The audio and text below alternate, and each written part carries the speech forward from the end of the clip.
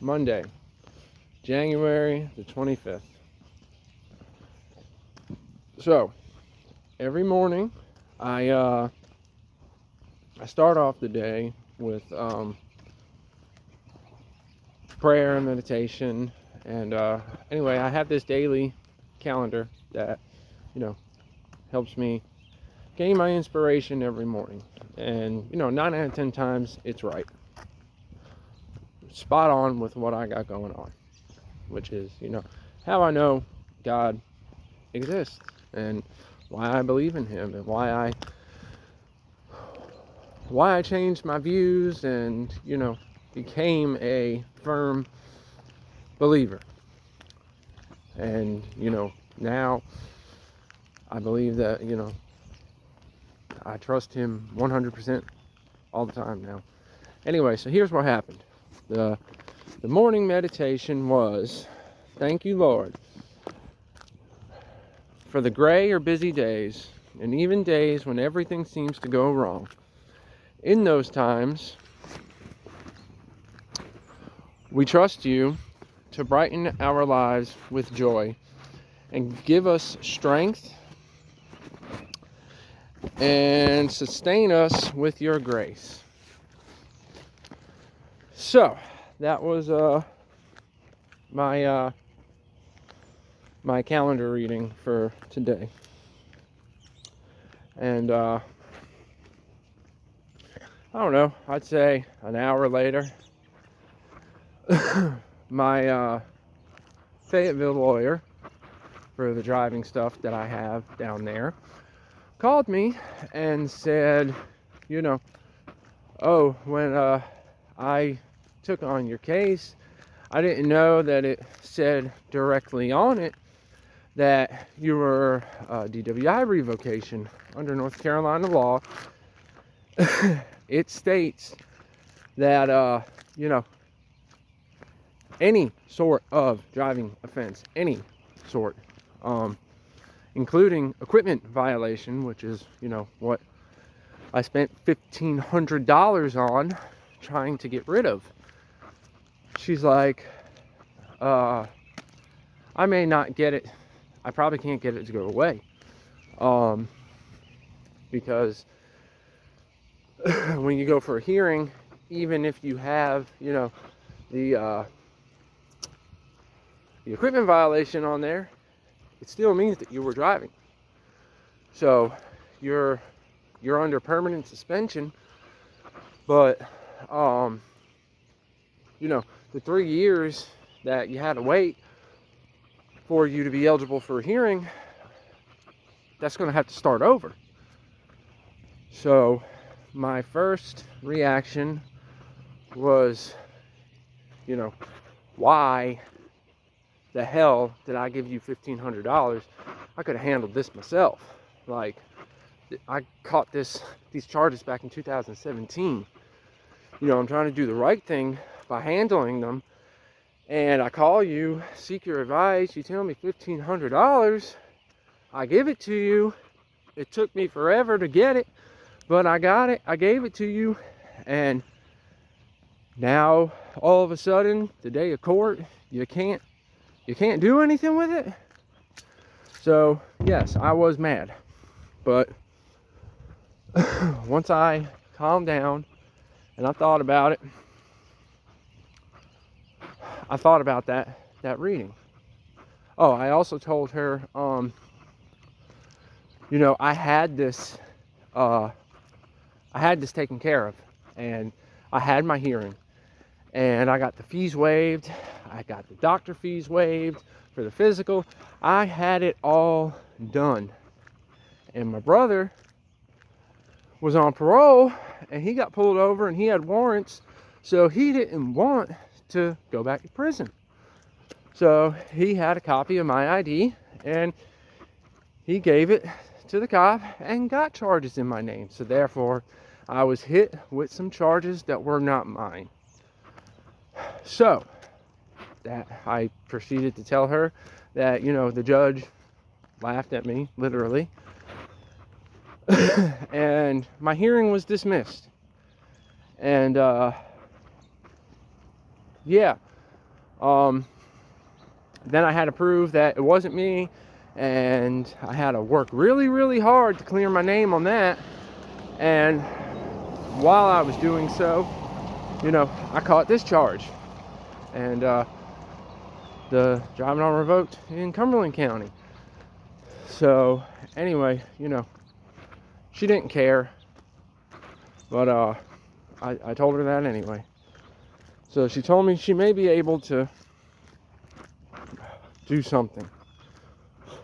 And anyway, she said that she has one trick up her sleeve that she can pull, and let's keep her fingers crossed that she can pull it. So I said, whatever you can do. So after I got done being mad, like I said, I remembered that prayer and my morning reading. And, I thanked God. And, I literally said, this is in your hands. I can't control the situation. I don't want to control the situation. It is out of my hands. Please take it. And he did, or I felt better then. And so fast forward a few hours, my lawyer calls me back, and she tells me that the trick she had up her sleeve, she was able to pull it, and she got them gone. Thank God. Like, that right there, 100% is God. Like, nothing else. That was him. And he helped me with that, because that was not supposed to happen.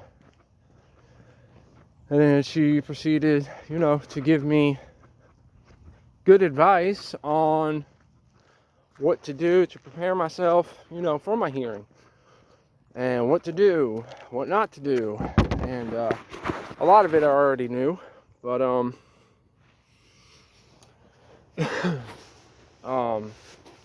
some of it I didn't. So, things are really starting to look up. And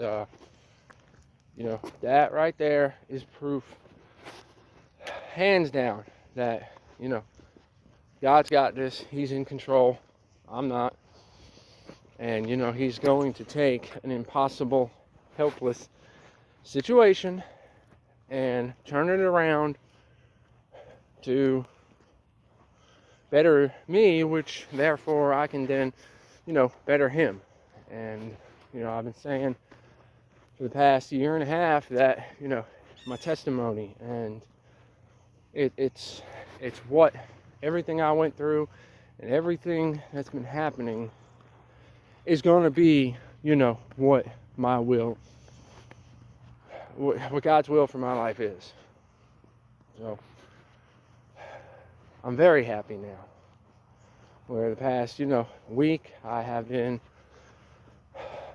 upset with myself and just upset in general, trying to see the silver lining, trying to pull it out.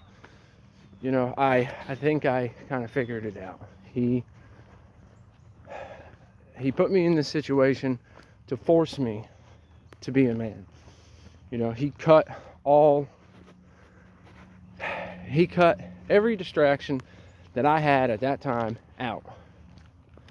And I mean, work distractions and Cassie and the kids, even though I love them, it was okay. You can't love them properly until you become a man and handle a lot of this stuff you got going on. So, I'm thankful and I'm hopeful, and I know that this is in his hands, and I know that he has this, and I know that he's going to pull me through this. And finally found out where my stimulus is. It says it's getting deposited into a bank account. I'm not sure what account it is, but it says it's getting deposited into an account. So in April 15th, it'll be deposited. So I contacted Rob and I asked him if there was any way that the information that they currently have can be changed, because I don't know that account and it's not matching up with any of the ones I have right now. So yeah, Friday, when I was feeling all bad for myself and I was all upset, Duke said to me, let go and let God. So, you know, I thought he was saying in regards to Vic and everything that he had going on, which, you know, he may have been. But thinking back on it now, I'm like, no, that was a message for me also. You know, just let go of this situation and let God take control. Like, he will pull me through this, as he has been. Yes, things are going to suck, and, you know, I may not win every battle, but it's good to know that I am making progress, and things are starting to work out. And I'm serious, if it was not for God, that would not have been the outcome, because my license is permanently revoked for life, okay? Like 3 times over. And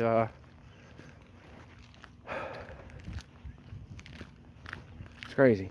I still got two more driving while revokes that I got to take care of, but you know, I'm confident and hopeful that he will take care of it. And you know, hopefully my suspension doesn't have to restart, because you know, that would put me at 36, 37 years old before I would even be eligible to get my license back. And at that point, my license would have been revoked for 14 years. So, God, please take care of this. I know you will. There's my rooster. Please take care of this. And please,